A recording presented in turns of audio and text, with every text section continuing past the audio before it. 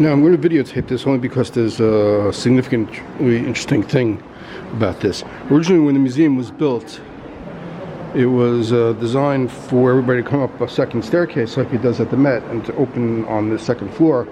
At some point they decided this wasn't going to be the case, and they closed off the main entrance. And here in the Egyptian section is what was the original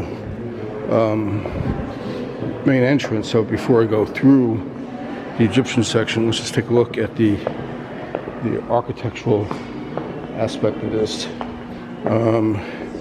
There you can get to see, Eastern Parkway, where the museum opens up to.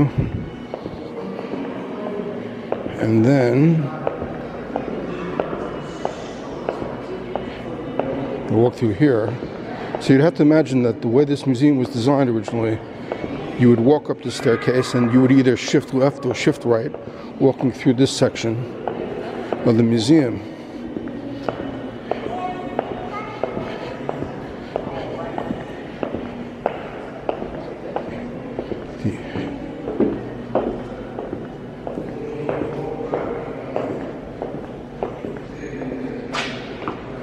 The initial entrance was designed to be right here.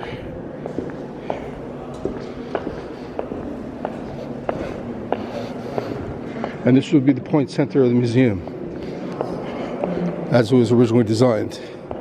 That is the building itself. And you can still see the big entrance here. There used to be two of them. I don't know where the other one is. They still have the door. They put the flags out and so on through here.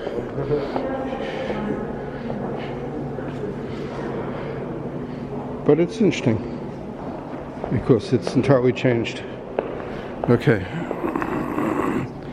And you would walk through. You can go that way, or you can go that way, or through the center area over here.